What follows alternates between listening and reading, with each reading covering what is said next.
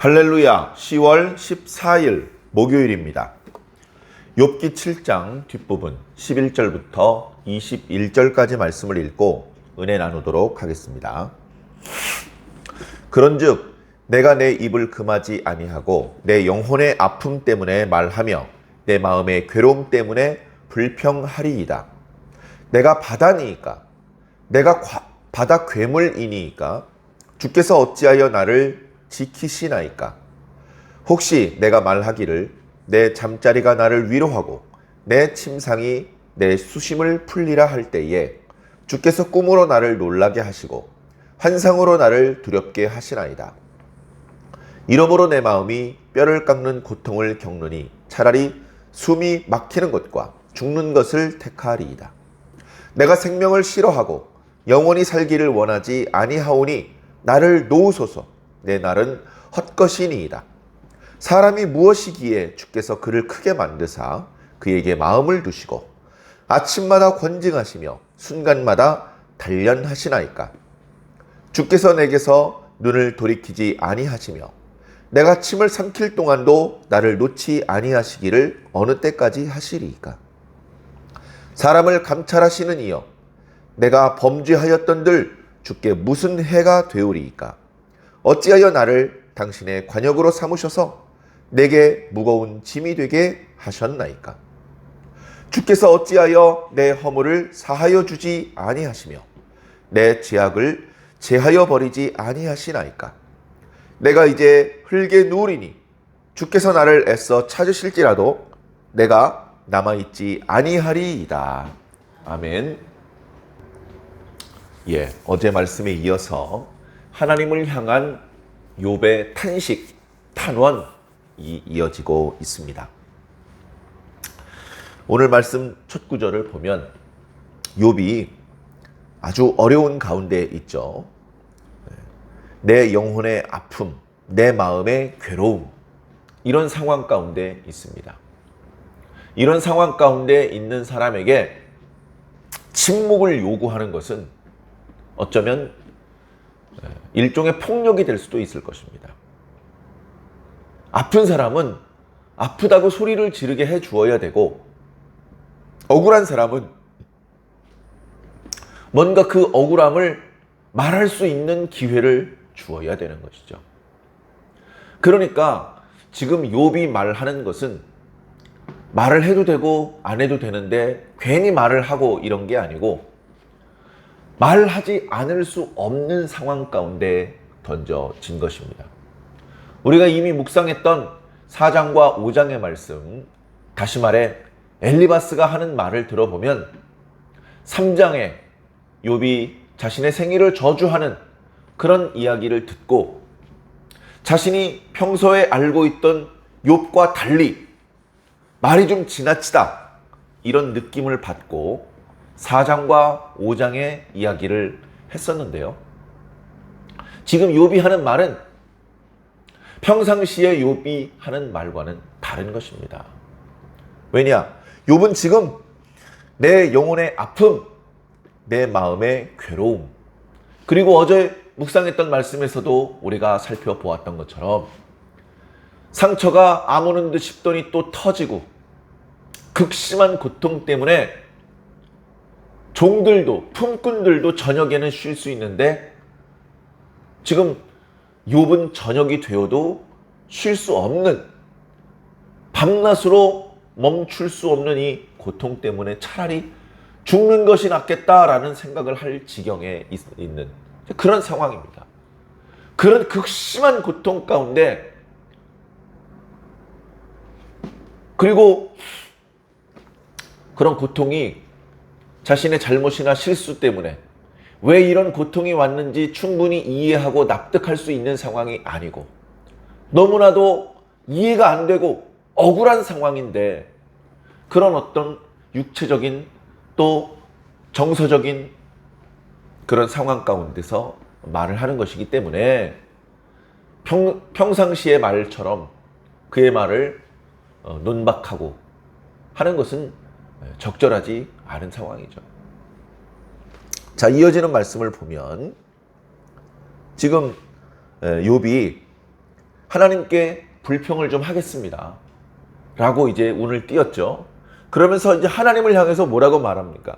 하나님, 제가 바다입니까? 제가 바다 괴물입니까? 예. 이제 원문을 보면요. 제가 얌입니까? 제가 탐린입니까? 라고 하나님 앞에 항변하고 있는 것입니다. 얌은 단순히 바다를 의미하는 단어이기도 하고 고대 사람들이 바다의 신이라고 생각하는 존재를 지칭하는 단어이기도 합니다. 옛날 사람들은 바다가 매우 두려운 존재였습니다. 너무나 큰 존재고 너무나 강력한 영향을 끼치고 있고 그렇기 때문에 다스릴 수가 없습니다. 강에 대해서는 둑을 만들기도 하고 또 제방을 쌓기도 하지만 바다에 대해서는 사람들이 어떻게 통제할 수가 없는 너무나 강력한 존재라고 그렇게 느끼고 있었습니다. 용기를 내어서 큰 배를 만들어서 바다를 넘어 반대편 땅으로 가려는 시도를 하면서도 알 수 없는 이유 때문에 중간에 풍랑이 일고 제 아무리 기술이 발전되었다 하더라도 그 바다에서 일어나는 풍랑만큼은 사람들이 감당하지 못하고 배가 부서지고 사람들이 죽는 일들이 허다하게 발생을 했기 때문에 바다를 하나의 신이라고 생각을 했습니다.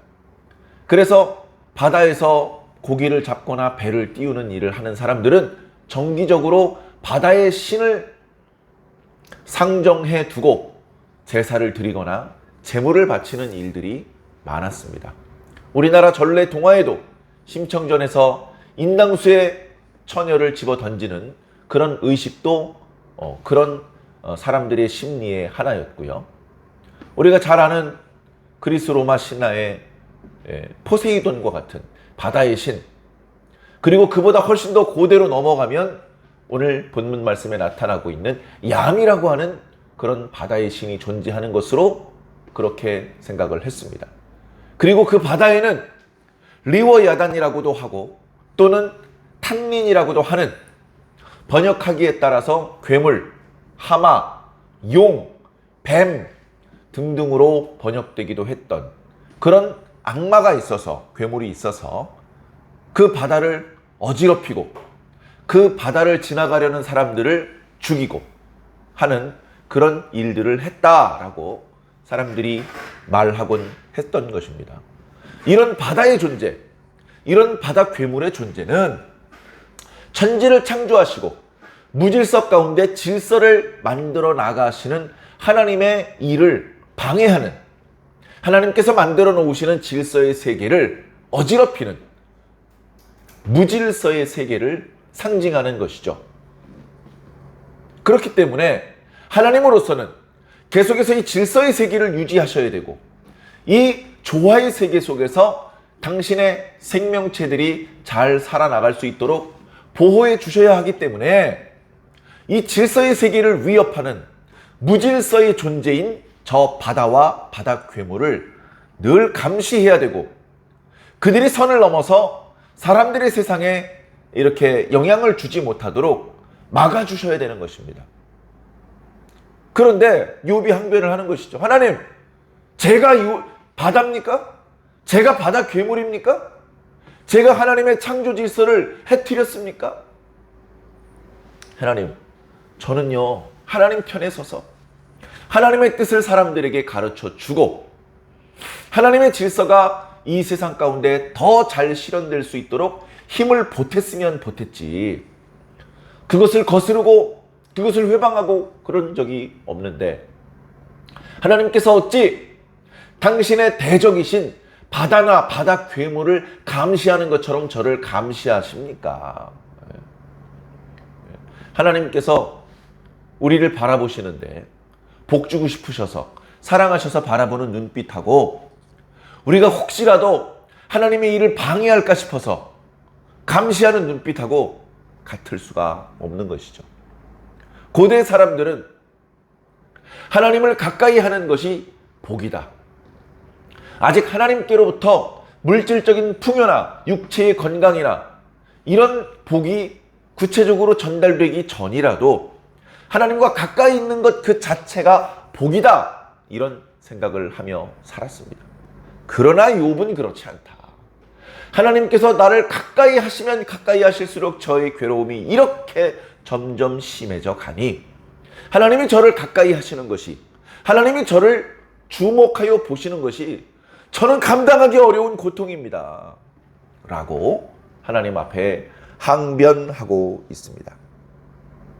13절에 보니까 혹시 내가 말하기를 내 잠자리가 나를 위로하고 내 침상이 나의 수심을 풀리라. 이건 무슨 말이냐 하면요, 어저께 묵상했던 말씀에 종들도 저녁 그늘이 있고 품꾼도 그 삭슬 바라는데 나는 저녁이 되어도 쉬지 못한다, 그런 말씀을 드렸잖아요. 잠도 제대로 이루지 못할 정도로 고통이 심하다라는 것을 탄식했던 것인데요, 그렇게 밤에 이리 뒤척 저리 뒤척 하다가 겨우 잠이 들었어요. 겨우 잠이 들어서 이제 좀 잠깐이라도 눈을 붙이고 쉴 수 있을 것 같은데 그 순간에 하나님께서 꿈 중에 나타나시고 환상 가운데 결국은 그 쪽잠을 자는 순간에도 쉬지 못하게 만드신다. 하나님 어쩌면 이렇게 철저하게 저를 괴롭히십니까? 감시하십니까? 라고 하나님 앞에 항의하는 것입니다.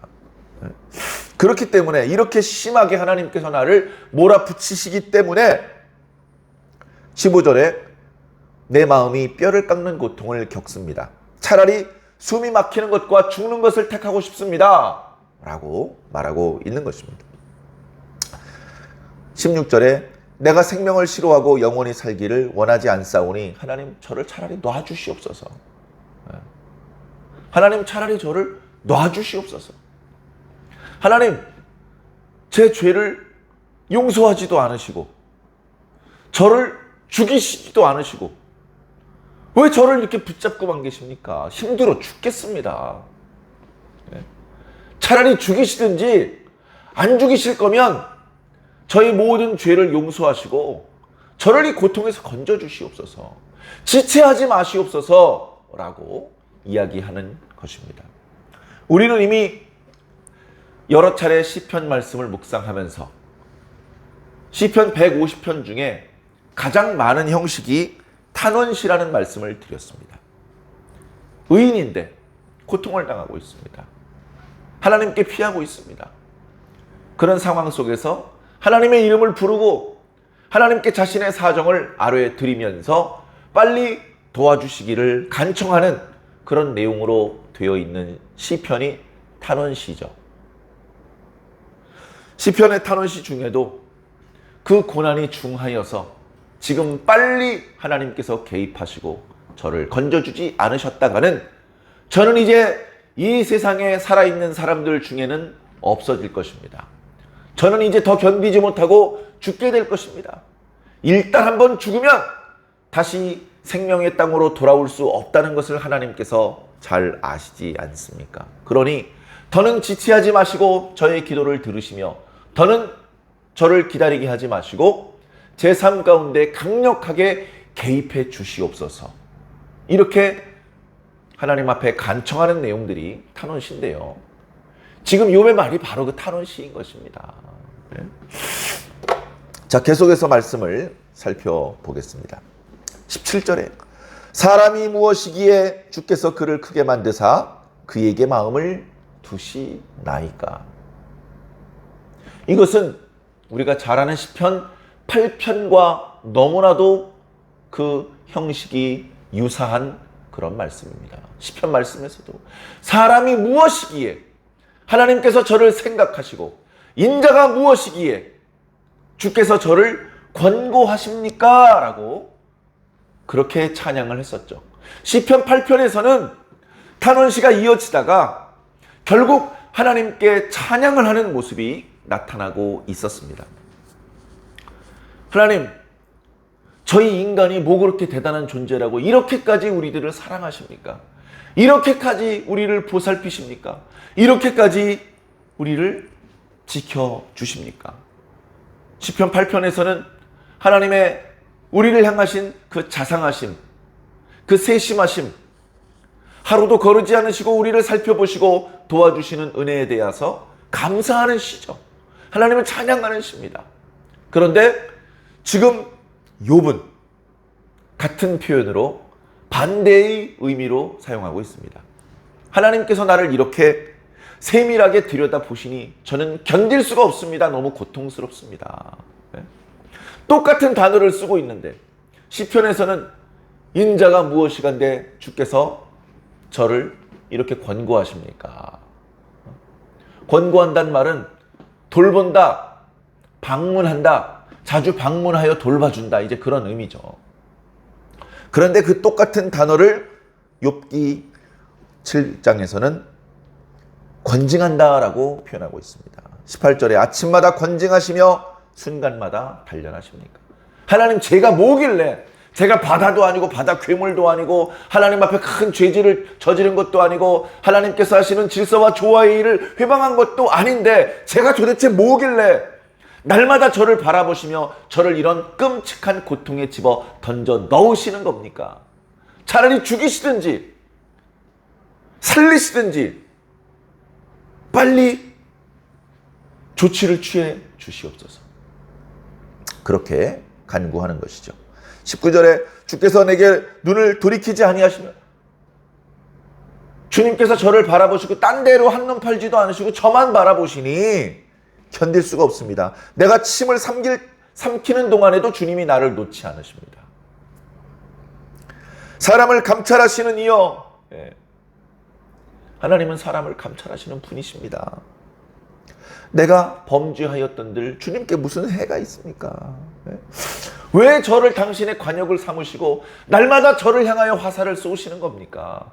날마다 그 화살이 저한테 꽂혀서 저는 괴로워 죽을 지경입니다. 21절에 주께서 어찌하여 내 허물을 사하여 주지 않으시고 내 죄악을 제하여 버리지 않으시는 겁니까? 욥이 드디어 자신에게 허물이 있다는 것을 실토한 것이 아니고요. 허물이 있다 하더라도 하나님은 그 허물을 용서하시고 깨끗하게 하시는 분이신데 심지어 허물이 없는 저에게 왜 이런 고통을 가중시키시는 것입니까? 라고 하며 하나님 앞에 불평하고 단식하는 것이죠. 마지막에 표현은 빨리 개입하셔서 저를 죽이시든지 저를 살리시든지 하지 않으시면 저는 이제 죽습니다. 헐 가운데 눕는다는 건 매장된다는 얘기죠. 아무리 주께서 뒤늦게 저를 찾으셔도 저를 찾으실 수 없으실 것입니다. 그렇게 하나님 앞에 탄식하고 있죠. 빨리 개입해 주십시오. 제가 당하고 있는 이 고난은 너무나 과한 겁니다. 제가 바다도 바다 괴물도 아닌데 마치 바다와 바다 괴물을 상대하시듯이 저를 상대하시는 것은 이건 부당합니다. 주님, 왜 이렇게 하시는 겁니까? 주여, 저를 불쌍히 여기시고 도와주시옵소서. 결국은 그렇게 하나님을 원망하는 것 같으면서도 결국은 하나님의 존재를 인정하면서 하나님의 긍휼을 호소하는 그런 내용으로 욥의 이야기가 마무리되고 있습니다. 우리도요, 너무나 고통스러울 때는요, 하나님이 원망스러워요. 왜 이런 고통이 찾아오는지 그 이유를 알 수 없을 때 답답해요. 큰 고통 가운데 우리도 어쩌면 욥처럼 제정신이 아닌 말을 하게 될 수도 있습니다. 하나님께서 그런 상황에는 우리의 말에 말꼬리를 잡지 않으시고 우리의 다소 온전하지 못한 표현들을 참아주십니다. 예수님께서 우리와 똑같은 육체를 입으신 적이 있기 때문에 육체를 입고 있는 인간이 극도의 두려움과 공포와 고통 속에서 정신이 아득하여지고 더러는 선을 넘어 불평하는 경우도 있다는 것을 주님께서 잘 알고 계시기 때문에 그런 것이겠지요. 물론 그럼에도 불구하고 선을 넘지 않을 수 있도록 늘 조심해야 합니다. 선을 넘든 넘지 않든 우리는 사람에게 말하기보다 하나님께 말하는 그런 습관을 가지는 것이 좋을 것 같습니다. 제가 좋아하고 존경하는 어느 목사님께서 목회를 막 시작하실 때쯤 그런 기도를 드렸다고 합니다. 하나님, 제가 지금부터는 사람에게 말하는 시간보다 하나님께 말씀드리는 시간이 더 길게 그렇게 살겠습니다. 다시 말해서 열심히 기도하면서 살겠다는 것이죠. 그리고 기도를 깊이 해보신 모든 분들이 공감하는 것은 기도는 단지 우리가 하나님께 말씀을 드리는 것뿐 아니고 하나님의 말씀을 우리가 듣는 것까지도 포함이 된다. 다시 말해서 기도를 통해서 우리는 하나님께 여쭈어 보고 하나님께 응답을 받고 하나님의 뜻을 깨닫고 하나님의 지혜와 능력을 힘입게 되는 것입니다. 그래서 우리는 하나님께 말씀드리는 것이 중요합니다. 그것이 감사가 됐든 사랑과 믿음의 고백이 되었든 또는 욥처럼 탄식하는 것이 되었든 우리는 자기 혼자만의 시간을 확보하고 그 시간에 하나님을 만날 수 있도록 하나님께 집중할 수 있도록 하나님 앞에 아무 거리낌 없이 내 마음의 생각을 다 쏟아내고 그리고 하나님께 집중한 상태에서 하나님께서 무엇라고 말씀하시는지 경청할 수 있는 그런 수준 높은 신앙인이 될 필요가 있습니다. 더구나 지금 우리의 시대는 모든 사람들이 말세라고 말합니다. 영적으로 칠흑같이 어둡고 악취를 풍기면서 썩어가는 시대입니다. 교회가 빛과 소금을 감당해야 됩니다. 등대와 신호등의 역할을 감당해야 됩니다. 최근에 코로나 때문에 여러 가지 방역의 수칙을 지키는 과정에서 작년과 올해 지금까지 대략 6천에서 10,000개의 교회가 없어졌다고 합니다. 너무나도 안타까운 소식이죠. 세상이 온통 교회를 대적하는 것과 같은 그런 느낌이 듭니다. 왜 교회가 이렇게까지 공격을 받아야 되나? 교회가 무엇을 그렇게 잘못했는가? 교회도 다 잘한 것이 아니기 때문에 스스로를 돌아보며 잘못한 부분을 인정하고 회개하고 다시 초심으로 돌아가서 하나님과 사람을 기쁘시게 하는 그런 사역을 다시 시작해야 되겠죠. 그러나 악의 세력은 끊임없이 교회와 성도들을 공격할 것입니다. 다양한 방법으로. 그러나 교회는 예수님께서 세우셨고 교회는 예수님 자체이시기 때문에 절대 넘어지지 않습니다. 사람을 의지하지 말고 사람의 말에 이리저리 휘둘리지 말고 예수님을 붙잡고 끝까지 넘어지지 않고 견뎌내시기를 부탁을 드립니다. 우리가 견딜 수 있고 우리가 끝까지 인내할 수 있는 힘은 우리 속에서 나오지 않습니다. 우리의 능력과 우리의 의지력에서 나오는 것이 아니고 우리가 그저 주님의 옷자락을 놓지 않고 주님을 온전히 의지할 때 주님 덕분에 우리가 견뎌낼 수 있게 되는 것입니다. 그런 무한한 에너지가 은혜가 주님께로부터 우리 완주중앙교회 모든 성도들에게 골고루 임하게 되기를 예수님 이름으로 간절히 축원합니다.